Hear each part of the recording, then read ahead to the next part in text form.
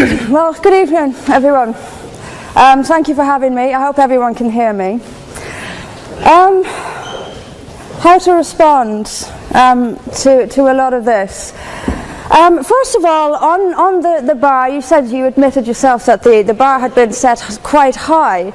I would suggest, though, that the burden of proof is on the proposer rather than on us. It quite clearly says Islam is a religion of peace. I suggest you prove it. We've also been told here tonight when we opened that this debate must take place in the real world. Well, absolutely, yes, it must. It must take place in the real world. And I will describe what Islam is doing in the real world. We can sit and we can debate theocracy day in, day out. We will never agree. We can debate, is there a God, isn't there a God, is the Quran real, isn't it? None of it actually matters. What matters is what happens in the real world, as my opponent quite rightly said. My side of the argument is regularly told that we've heard it again tonight, we were described somewhat as hate. We were told that we are demonizing Islam, whipping up fear of Islam. Not the first time I've been accused of this, probably won't be the last. But let me just say, and let's take this into the real world as we've been advised to do. Let me tell you what actually whips up fears of Islam.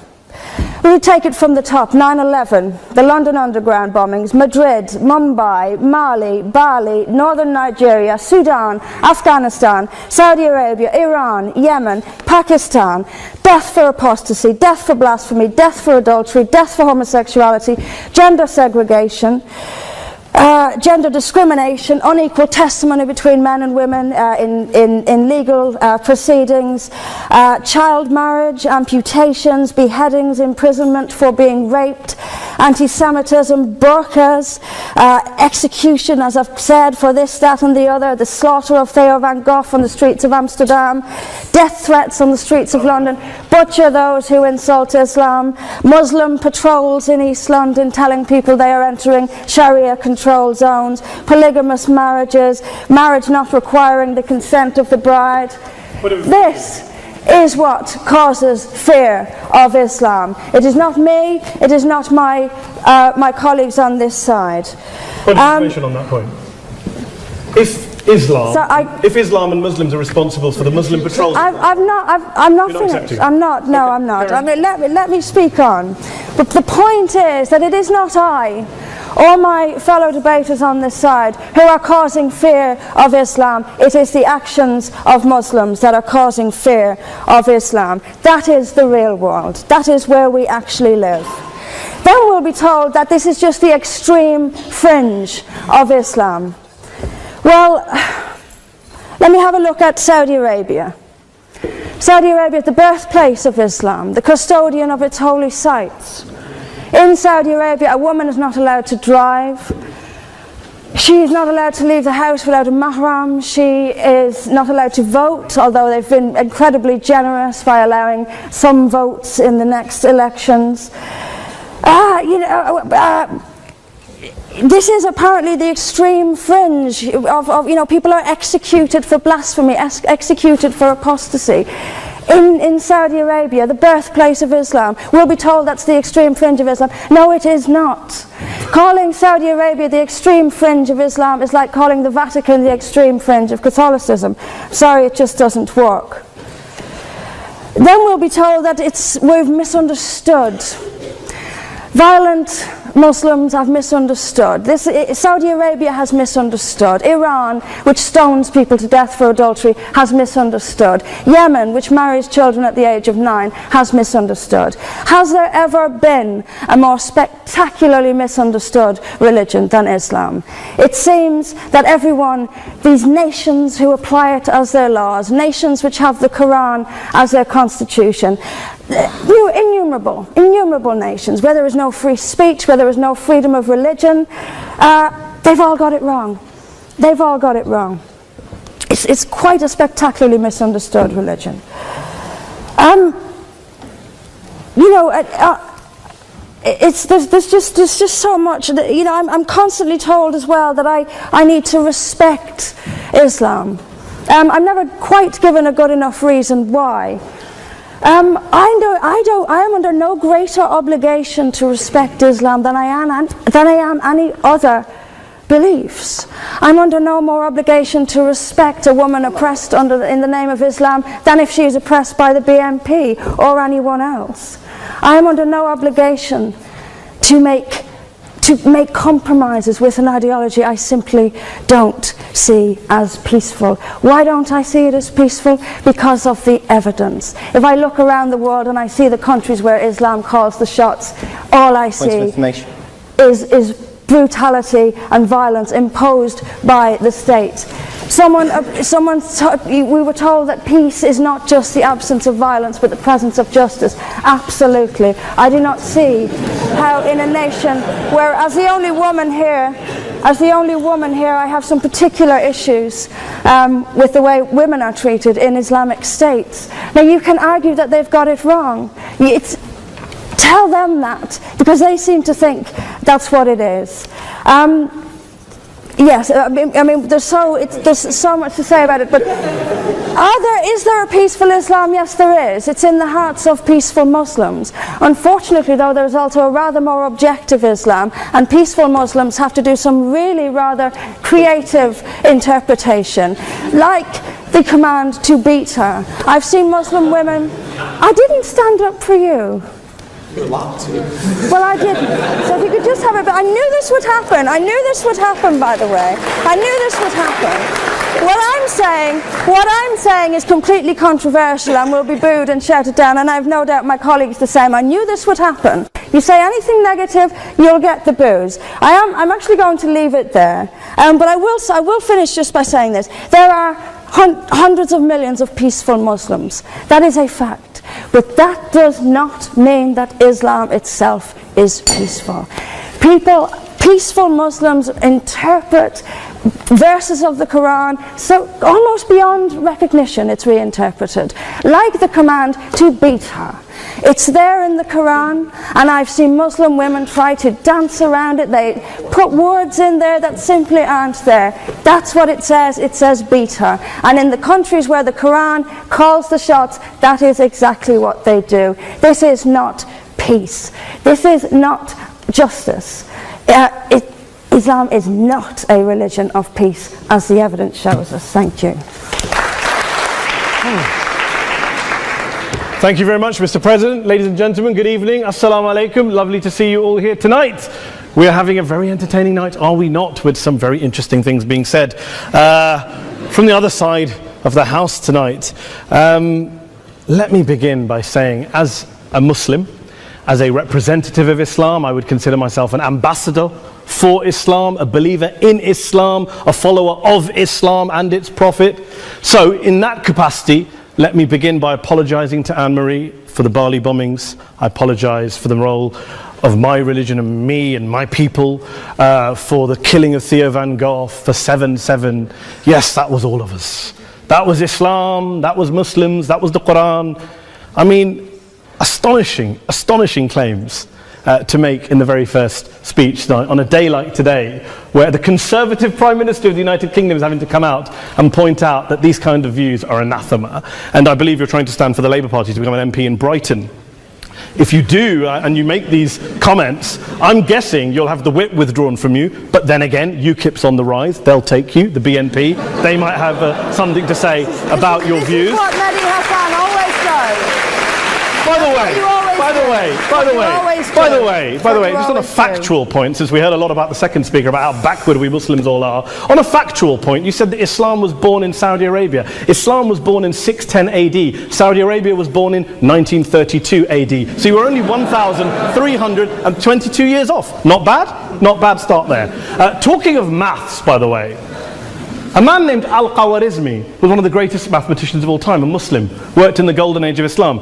He's the guy who came up with not just algebra, but algorithms. Without algorithms, you wouldn't have laptops. Without laptops, Daniel Johnson tonight wouldn't have been able to print out his speech in which he came to berate us Muslims for holding back the advance and intellectual achievements of the West, which all happened without any contribution from anyone else other than the Judeo-Christian people of Europe. In fact, Daniel David Levering, the author of the Pulitzer Prize-winning historian and author of The Golden Crucible, points out that there would be no Renaissance, there would be no Reformation in Europe without the role played by Ibn Sina and Ibn Rushd and some of the great Muslim theologians, philosophers, scientists in bringing Greek texts to Europe.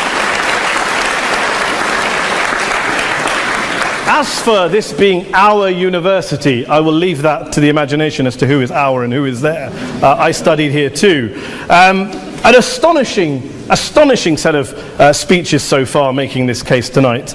A mixture of just cherry-picked quotes, facts and figures, self-serving, selective, a farrago of distortions, misrepresentations, misinterpretations, misquotations.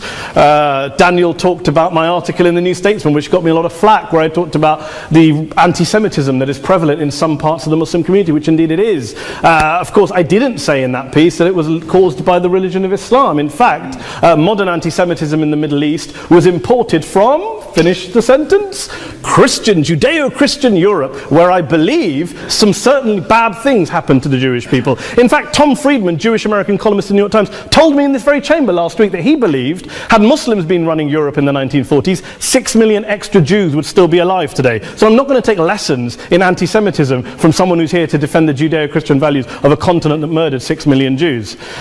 Moving swiftly on. Yes. Absolutely. Well, I'm about to make that point. No, I'm about to make that point. You're right. I agree with you. I agree with you 110%. That is my point. I don't think Europe is evil or bad. I'm a very proud European. I don't want to judge Europe on that basis, but if we're going to play this gutter game where we pull out the Bali bombing and we pull out examples of anti-Semitism in the Islamic community, then of course I'm going to come back and say, well, hold on. I mean, look, let's be very clear. Daniel here was a last-minute replacement for Douglas Murray, who had to pull out. And Douglas and I have a well-documented differences, but to be fair to Douglas, as to be fair to Anne-Marie and to Peter, atheists. Atheists see all religions as evil, violent, threatening. What the problem I have with Daniel's speech is that Daniel comes here to write this robust defense of Christianity, forgetting that his fellow Christians, people who said they were acting in the name of Jesus, gave us the Crusades, the Spanish Inquisition, the anti-Jewish pogroms, European colonialism in Africa and Asia, the Lord's Resistance Army in Uganda, not to mention countless arson and bomb attacks on abortion clinics in the United States of America to this very day. I would like a little bit of humility from Daniel first before he begins lecturing other communities and other faiths on violence, terror and intolerance. But, no thank you. Some water. But I would say this, to address the gentleman's very valid point here, I'm not going to play that game. I don't actually believe that Christianity is a religion of violence and hate because of what the LRA does in Uganda or what Crusaders did to Jews and Muslims in Jerusalem when they took back the city in the 12th or 13th or whatever century it was.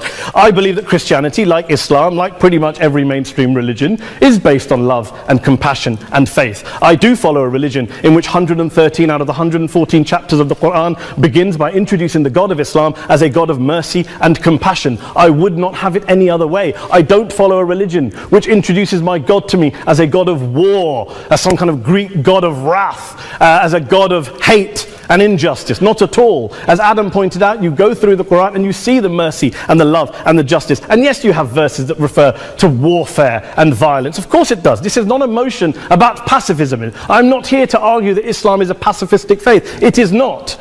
Islam allows military action, violence in certain limited contexts. And yes, a minority of Muslims do take it out of that context. But is it religious? We talked about Woolwich. Daniel and Anne-Marie have suggested that it's definitely religion that's behind all of this. Well, actually, what I find so amusing tonight is we're having a debate about Islam, and the opposition tonight have come forward. We have a graduate in law, a graduate in modern history, a graduate in chemistry. and you know, I admire all of their intellects and their abilities, but we don't have anyone who's actually an expert on Islam, a scholar of Islam, a historian of Islam, a speaker of Arabic, even a terrorism expert or a security expert or a pollster, let alone to talk about what Muslims believe or think. Instead, we have people coming here, putting forward these views, putting forward these sweeping opinions. Listen to Professor Robert Pape of the University of Chicago, one of America's leading terrorism experts, who, unlike our esteemed opposition tonight, studied every single case of suicide terrorism between 1980 and 2005, 315 cases in total. And he concluded, and I quote, "There is little connection between suicide terrorism and Islamic fundamentalism or any of the world's religions. Rather, what nearly all suicide terrorist attacks have in common is a specific secular and strategic goal to compel modern democracies to withdraw military forces from territory that the terrorists consider to be their homeland." And the irony is, when we talk about terrorism, the irony is that the opposition and the Muslim terrorists, the Al-Qaeda types, actually have one thing in common. Because they both believe that Islam is a warlike, violent religion. They both agree on that. They have everything in common. Osama bin Laden would be nodding along to everything he's heard tonight from the opposition side. He agrees with them.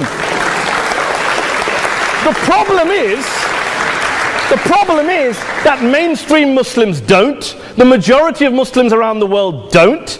In fact, a gentleman here started quoting all sorts of polls. Gallup carried out the biggest poll of Muslims around the world, of 50,000 Muslims in 35 countries. 93% of Muslims rejected 9/11 and suicide attacks. And of the 7% who didn't, they all, when polled and focus groups, cited political reasons for their support for violence, not religious reasons. And as for Islamic scholars and what they say, well, Daniel talks about our University of Oxford. We'll go down to Oxford's Centre for Islamic Studies, get hold of a man named Sheikh Afifi al-Akiti, who is a massively well-credentialed and well-respected Islamic scholar, who has studied across the world, who in the days after 7/7 published a fatwa denouncing terrorism in the name of Islam, calling for the protection of all non-combatants at all times, and describing suicide bombings as an innovation with no basis in Islamic law. Go and listen to Sheikh Tahir al-Qadri, one of Pakistan's most famous Islamic scholars, who published a 600-page fatwa condemning the killing of all innocents and all suicide bombings unconditionally without any ifs or buts. There's nothing new here. This is mainstream Islam, mainstream scholarship, which has said this for years. You don't go out and kill people willy-nilly in the high street or anywhere else, on a bus or a mall, based on verses of the Quran that you cherry-pick without any context, any understanding, any interpretation, or any commentary. Point of information. Please. What about stoning of women, for example, Well, It doesn't happen apparently.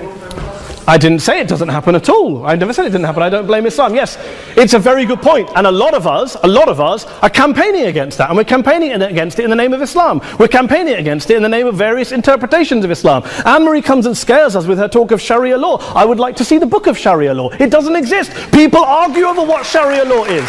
And you empower the extremists by saying there is only one version. You empower them all. I don't believe you took any interruptions, Anne-Marie, so I think you should stay there for a moment. Several countries. Here's what we're dealing with. Here's what we're dealing with. I took your point. Here we are dealing with a 1400-year-old global religion, followed by 1.6 billion people in every corner of the world, a quarter of humanity, of all backgrounds, cultures, ethnicities. And yet the opposition tonight wants to generalize, stereotype, smear in order to desperately win this debate. And here's my question, if we're going to generalize and smear.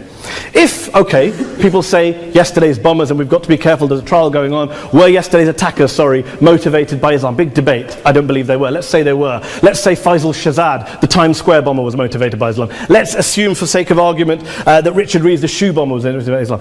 If Islam is responsible for these killings, if Islam is what is motivating these people, and Islam is therefore not a religion of peace, a religion of war, then ask yourself this question: why aren't the rest of us doing it? Why is it such a tiny minority of Muslims are interpreting their religion in the way that the opposition claim they are? Let's assume there are 16,000 suicide bombers in the world. There aren't. Let's assume there are for the sake of argument. That's 0.001% of the Muslim population globally. What about the other 99.99% of Muslims who the opposition tonight either ignore or smear? The reality is that the rest of us aren't blowing ourselves up tonight. The reality is that the opposition came here tonight not worried about the fact that me and Adam might pull open our jackets and blow ourselves up tonight because we're followers of a warlike warrior religion which wants to take over Europe and Daniel's university. The issue is this.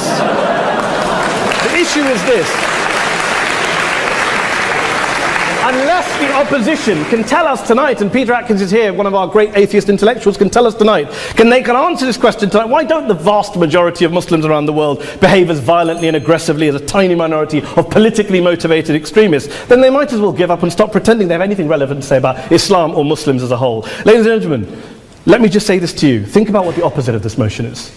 If you vote no tonight, think about what you're saying the opposite of this motion is. That Islam isn't a religion of peace, it's a religion of war, of violence, of terror, of aggression. That the people who follow Islam, me, my wife, my retired parents, my 6-year-old child, that 1.8 million of your fellow British residents and citizens, that 1.6 billion people across the world, your fellow human beings, are all followers, promoters, believers in a religion of violence. Do you really think that? Do you really believe that to be the case? They say that in the Oxford Union, the most famous debate was in 1933, when Adolf Hitler looked out for the result of the King and Country motion, where they voted against fighting for king and country, and Hitler was listening out for the result. Well, tonight, 80 years on, there are two groups of people around the world who I would argue are waiting for the result of tonight's vote. There are the millions of peaceful, non-violent, law-abiding Muslims both in the UK, Europe, Asia, Africa and beyond, who see Islam as the source of their identity, as a source of spiritual fulfillment, of hope, of solace.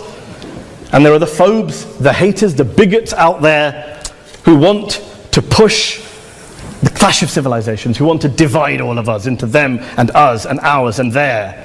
Ladies and gentlemen, I urge you all not to fuel the arguments of the phobes and bigots. Don't legitimize their divisions. Don't legitimize their hate. Trust those Muslims who you know, who you've met, who you hear, who don't believe in violence, who do want you to hear the peaceful message of the Quran as they believe it to be taught to the majority of Muslims, the Islam of peace and compassion and mercy, the Islam of the Quran, not of Al-Qaeda. Ladies and gentlemen, I beg to propose this motion to the House. I urge you to vote yes tonight. Thank you very much for your time.